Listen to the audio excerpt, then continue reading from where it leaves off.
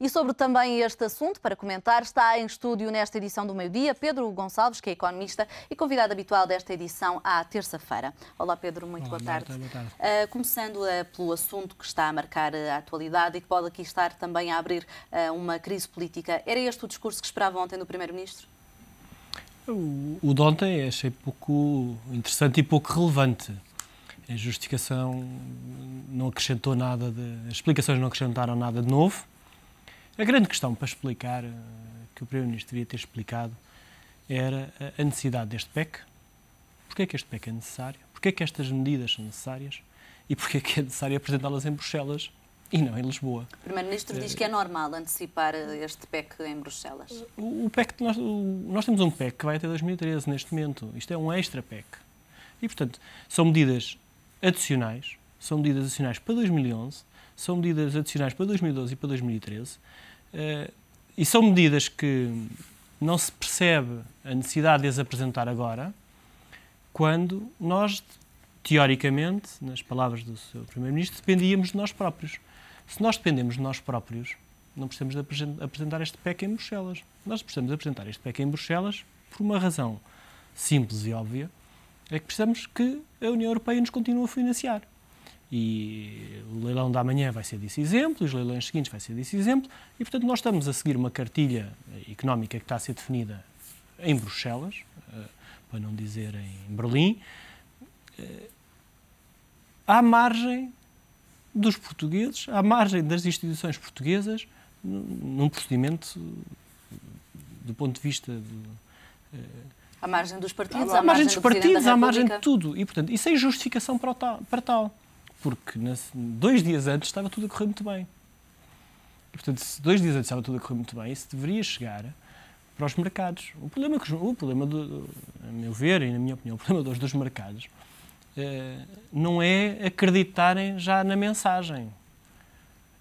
É que também já não acreditam no mensageiro. Porque ao final do PEC 4 e de mais os orçamentos, nós temos muito poucos resultados para dar. E nós falamos quando o nisso no Governo passado. diz que os outros partidos, ou o maior partido da oposição, é que está a mentir aos portugueses porque deu a entender que as medidas inscritas no orçamento eram suficientes. Tem alguma razão naquilo que diz? Eram precisas mais medidas? Temos que esperar por mais medidas em 2012, mais medidas em 2013? Marta, nós temos que avaliar, a meu ver, e não querendo... Eu não sou político, sou economista. Eu acho que nós temos que avaliar aqui 2 coisas. 1, a credibilidade das medidas e a execução prática das medidas. 2, a capacidade de as implementar. E nós já lançámos muitas. A implementação das mesmas é que muito pouco. Eu relembro, não é? Antes de estar a falar destas, se calhar relembrar um conjunto de medidas passadas que foram anunciadas já na altura do orçamento. Estamos a falar em outubro, estamos em março, passaram 6 meses e que não há nenhum resultado. Íamos extinguir 50 institutos públicos. Não há nenhum extinto. Não se ouve falar também do TGV. Aliás, ouve-se e é para prosseguir. O TGV é para prosseguir. Esta comissão que estava a avaliar as obras públicas, os membros demitem-se. O mercado de arrendamento, um conjunto de propostas para liberalizar o mercado de arrendamento, foram apresentadas em outubro, voltam a ser faladas agora neste PEC 4, mas... em concreto, o que é que se vai fazer e porquê é que não está feito passado 6 meses, ninguém sabe. A execução orçamental, o controle da despesa, como já vimos nas execuções orçamentais que têm estado a aparecer, é bastante débil. Nomeadamente em rúbricas que deviam estar a descer e não deixam, que são os salários. Quando se desceu os salários em efeitos reais. Portanto, nós temos aqui um problema, temos que avaliar, para além de avaliar as medidas, e se as medidas são necessárias ou não, temos também a avaliar a implementação delas. Porque neste momento nós estamos a juntar cada vez mais medidas. No fundo isto parece uma dinâmica de lançar medidas, mas sem implementar nenhuma. Portanto, aí vamos continuar a falar de mais medidas, porque não implementámos as anteriores. Esta manhã Teixeira dos Santos dizia que o PEC vai ser apresentado à Assembleia, mas que isso não significa necessariamente que vai ser submetido à votação. Acha que o PEC tem de ser submetido à votação por uma questão de legitimidade? Não, por questão de legitimidade, por certo que sim. Agora, até porque, independentemente, se a perspectiva do Governo daqui para a frente é governar sem o Parlamento, é governar sem os portugueses, então vai ter um fim a muito curto prazo. Porque não há nenhum governo possa governar, ou então é outra forma de governo, não é? Nós estamos a ver isso nos países do Magreb, outras formas de governo. Se é um governo democrático, tem que prestar contas. O governo não pode achar que estas medidas são mera governação quando não tem as outras feitas. Uma coisa era o governo chegar aos portugueses e dizer assim: tudo o que nos comprometemos fizemos e até fizemos mais do que nos comprometemos, mas não chega. E é preciso sacrifícios adicionais, porque se calhar vão mesmo ser precisos sacrifícios adicionais. Já me perguntou várias vezes medidas para cortar e eu falei-lhe das pensões. Se calhar vão ser necessários sacrifícios adicionais. Agora, o que não se pode pedir sacrifícios adicionais aos portugueses sem primeiro fazer um balanço do que é que foi feito, demonstrar efetivamente o que é que foi cortado e depois, no mesmo dia em que pedimos sacrifícios adicionais, congelamos as pensões nos rendimentos mais baixos, e não só, vamos aprovar uma descida do IVA para o Golfo. O país está... Desculpe, não... Passar o IVA dos 23 do Golfo, dos 23 para os 6, no mesmo tempo em que congelamos pensões de 200 euros, não sei, pode ser eu que esteja a ver mal a realidade, mas para mim esta realidade não bate. E não bate quando não reformulamos no Instituto Público, não bate quando não cortamos a despesa no Estado à séria, não bate quando mantemos dezenas de organismos.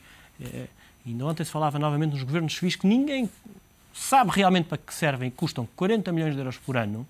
Não cortamos. Para que servem ou o que fazem? Ou para que servem e para o que fazem.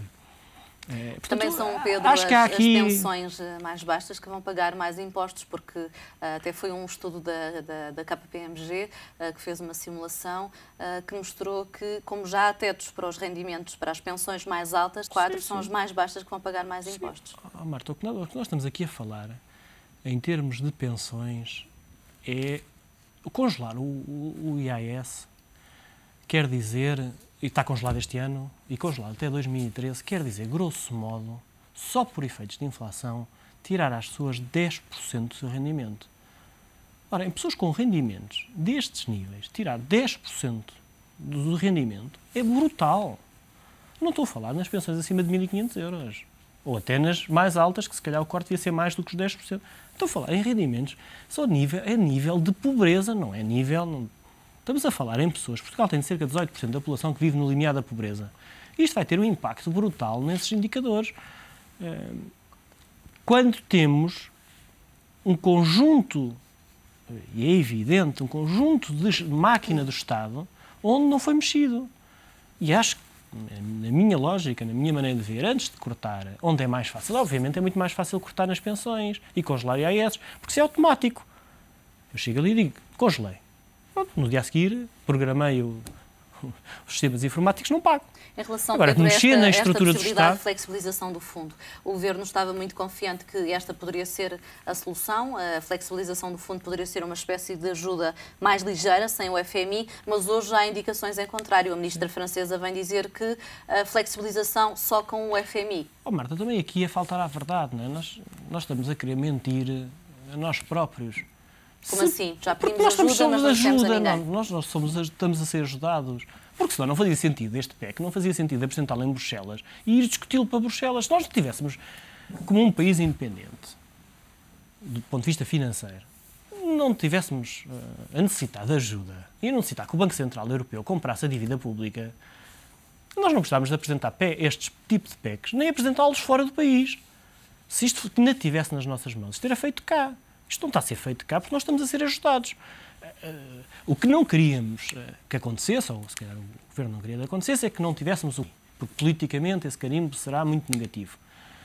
E agora, aparentemente, saiu-lhe o tiro pela culatra, porque a ajuda do fundo e o aumento do fundo, que foi para isso, se lembrares as declarações de ontem levámos aquelas medidas, a justificativa do Governo foi levar aquelas medidas para conseguir o fundo dos parceiros europeus. E, portanto, levámos as medidas, temos o fundo, mas se calhar saiu o tiro pela culatra, porque o fundo vem com o FMI, que era aquilo que nós não queríamos inicialmente.